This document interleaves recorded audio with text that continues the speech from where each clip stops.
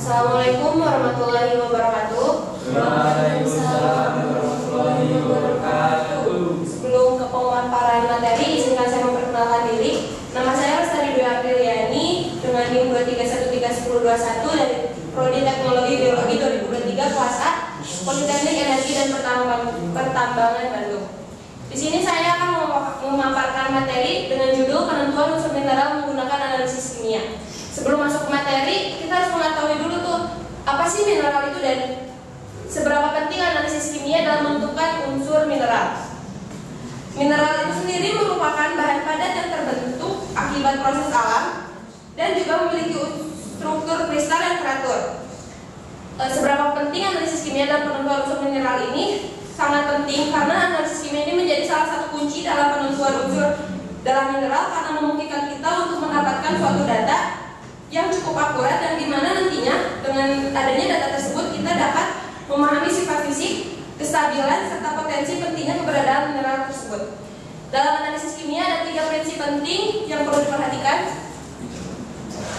Prinsip yang pertama, analisis kimia membutuhkan persiapan sampel yang baik untuk memastikan akurasi dan keandalan hasil. Prinsip yang kedua, reagen kimia yang tepat dan alat pengukur yang akurat harus digunakan untuk menganalisis suatu mineral. Dan prinsip ketiga, analisis kimia ini harus dilakukan dengan seksama dan hati-hati untuk menghindari kontaminasi dan kesalahan dalam mengidentifikasi atau pengukuran. Metode yang pertama yang digunakan dalam penentuan unsur mineral ini yaitu metode spektrofotometri.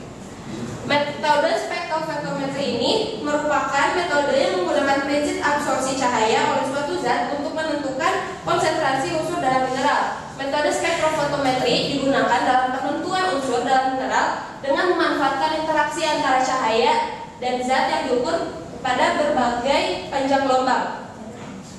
Metode spektrofotometri ini memiliki keterbatasan, yaitu metode ini hanya cocok untuk konsentrasi unsur yang relatif tinggi, tidak bisa dipakai dalam unsur yang konsentrasinya cukup rendah.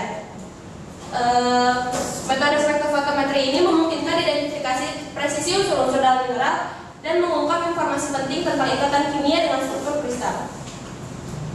Selanjutnya ada metode titrasi. V1 kali M1 sama dengan V2 kali M2 menjadi salah satu rumus dasar pengenceran yang digunakan dalam metode titrasi untuk menentukan nilai konsentrasi unsur dalam suatu mineral. Ada 3 macam titrasi, metode titrasi yang digunakan. Yang pertama ada titrasi asam basa yang merupakan suatu metode penentuan larutan asam dengan larutan basa yang diketahui kadarnya dengan prinsip pada reaksi neutralisasi. Yang kedua ada titrasi kompleksimetri, di mana titrasi ini sangat cocok untuk menentukan nilai kesadaran atau nilai ion logam dalam suatu sampel. Dan yang ketiga ada titrasi Karl-Fischer. Titrasi Karl-Fischer menggunakan reagen Karl-Fischer sebagai reaksi yang terdiri atas SO2, I2, larutan basa dan alkohol. Berfungsi untuk menentukan kadar air, moisturizer atau kelembapan suatu sampel. Sekian pemaparan materi dari saya. Mohon maaf bila ada kesalahan. Terima kasih. Wassalamualaikum warahmatullahi wabarakatuh.